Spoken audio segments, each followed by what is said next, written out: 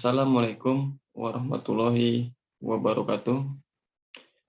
Sebelumnya, perkenalkan nama saya Bobi Rawan.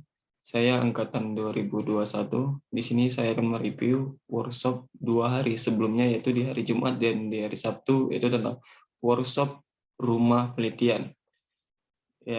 Yaitu narasumbernya yaitu Profesor Wisnu Jatmiko.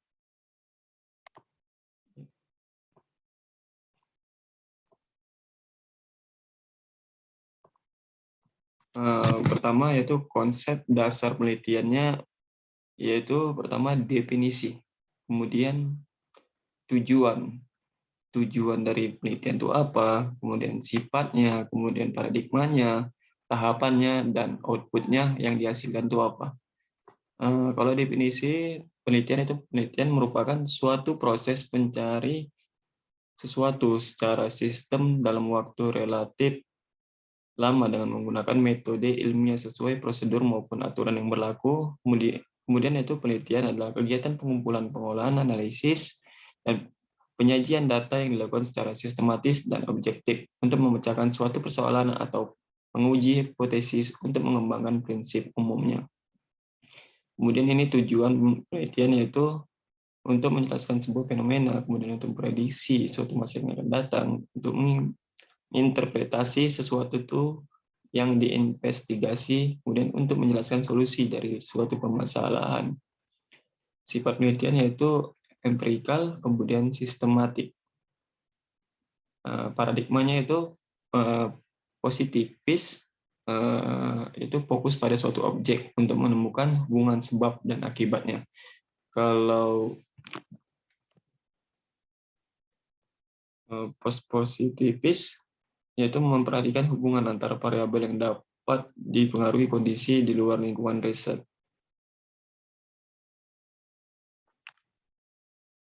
Kemudian contraction, yaitu mengembangkan teori yang sudah ada berdasarkan data tertentu untuk hasil bersifat spesifik dengan konteks tertentu. Kemudian ini transformatifnya, tahapan penelitiannya itu ada identifikasi masalah, kemudian perumusan masalah, penulisan pustaka, kemudian rancangan penelitian, kemudian pengumpulan data, terus pengolahan data, dan menyimpulkan hasil penelitian tersebut. Nah, ini adalah pencarian ide. Kemudian metode, pengertian metode dan metodologi. Apa sih metode dan metodologi? Yaitu metode, teknik, atau prosedur untuk mengumpulkan dan menganalisis data. Kemudian metodologi yaitu kerangka konseptual yang digunakan untuk melakukan penelitian atau elaborasi dari metode penelitian tersebut. Ini metode penelitian dan atau desain penelitian itu menggunakan blueprint penelitian atau rencana untuk pengumpulan, pengukuran, dan analisis data yang dibuat untuk menjawab pertanyaan penelitian. Kemudian tidak ada satu metodologi yang baik untuk semua jenis situasi atau kondisi penelitian. Penelitian harus membuat metodologi yang cocok untuk kasus penelitian dihadapi. Kemudian kualitas metodologi bergantung pada tujuan pertanyaan dan kendala penelitian seperti akses data, waktu, dan suatu penelitian. Nah, ini kemudian penelitiannya yaitu menggunakan strategi penelitian, tingkat campuran tangan penelitian, setting penelitian, kemudian unit analisis populasi yang akan dipelajari seperti individu, didaks, grup, organisasi, mesin, dan lain sebagainya. Kemudian time horizon. Kemudian yaitu menjelaskan tentang etika dalam penulisan. Yaitu etika dalam penulisan yaitu pertama yang kita harus hindari yaitu plagiarisme. Yaitu mengutip kalimat tanpa referensi, kemudian penggunaan data atau hasil penelitian lain tanpa referensi, kemudian penggunaan ide penelitian lain tanpa referensi.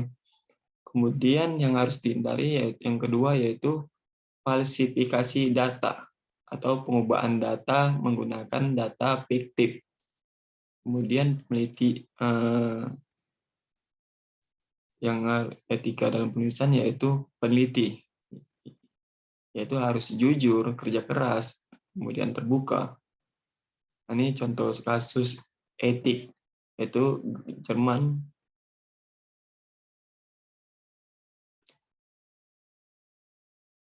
Kemudian introduction dalam sebuah penelitian yaitu Introduction atau pendahuluan pada suatu artikel atau jurnal merupakan wadah untuk pertama memberi membaca latar belakang yang diperlukan untuk memahami makalah Anda atau jurnal.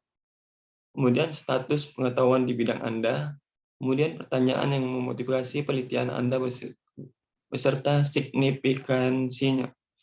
Kemudian mengarahkan pembaca dari area subjek umum ke topik penyelidikan tertentu. Kemudian bagaimana Anda berusaha menjawab pertanyaan atau metode dan temuan utama dari penelitian Anda. Kemudian introduction yang kedua yaitu pendahuluan yang ditulis dengan baik akan memperluas pembaca Anda dengan membuat temuan Anda dapat diakses oleh audiens yang lebih besar. Ini format introduction-nya itu ada general background, kemudian specific background, knowledge gap, atau here we saw. Nah, ini contohnya yaitu seperti ini, seperti yang ada di jurnal ini.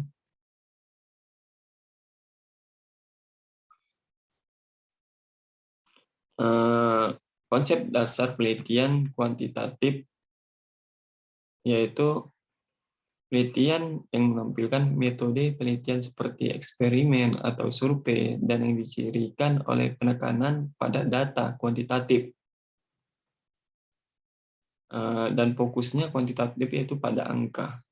Kemudian metode kuantitatif yaitu menggambarkan seperangkat teknik untuk menjawab pertanyaan penelitian, misalnya tentang interaksi manusia dan teknologi informasi, kemudian dengan penekanan pada data kuantitatif. Nah, ini penelitian kuantitatif yaitu pertama survei, kemudian eksperimen. Eksperimen itu ada beberapa, yaitu seperti pre-eksperimental, kemudian true eksperimental, kemudian faktorial eksperimental, kemudian kuasi eksperimental. Langkah-langkah penelitian kuantitatif yaitu rumusan masalahnya, kemudian landasan teori, rumusan hipotesis, dan kemudian desainnya. Ini kuantitatif.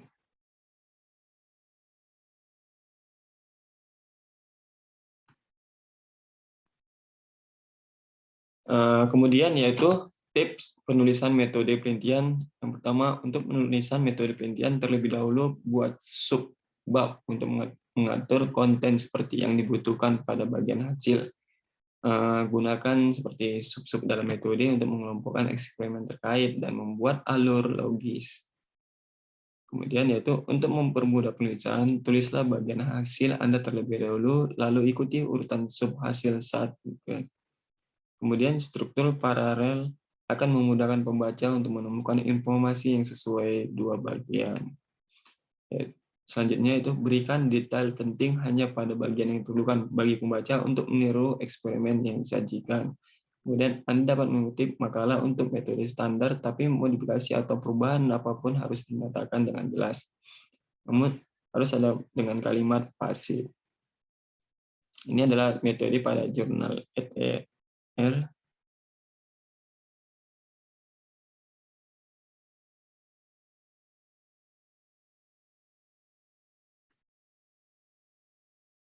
Kemudian yaitu tentang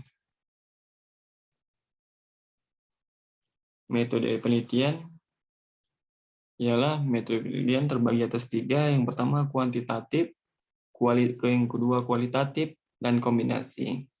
Ya, kemudian kuantitatif yaitu tahapannya yaitu survei, kemudian eksperimen, yang terakhir ex post facto. Kalau kualitatif yaitu pertama yaitu etnografi, kemudian grounded, kemudian case studies, phenomenological, kemudian naratif. Metode yang ketiga yaitu kombinasi antara sekuensial dan concurrence. Kalau sekuensial yaitu explanatory, kemudian exploratory, kemudian kalau concurrent itu triangulation dan embedded. Konsep dasar penelitian yaitu penelitian kuantitatif seperti yang saya jelaskan tadi. Penelitian ini fokus pada angka dan menekan pada data kuantitatif, yaitu untuk menampilkan metode penelitian seperti eksperimen atau survei.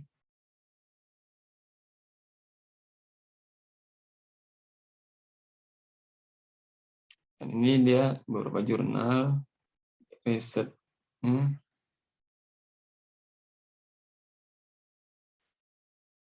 Kemudian jenis metode kuantitatif itu ada menggunakan metode penelitian survei, kemudian metode penelitian eksperimen.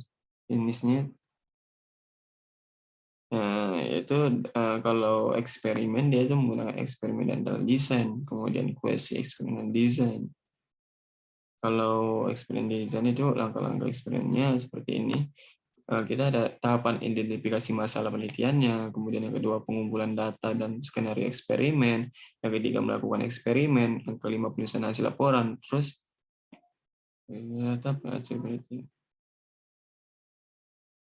kemudian variabel bebas, terikat, dan kontrol. Independen variabel itu sering disebut dengan right hand set pada question, yaitu variabel yang dimonitor kontrol oleh research.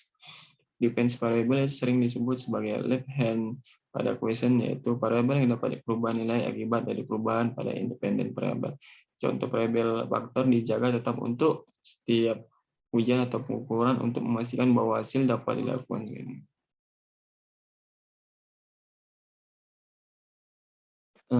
Demikianlah hasil review yang bisa saya jelaskan. Assalamualaikum warahmatullahi wabarakatuh.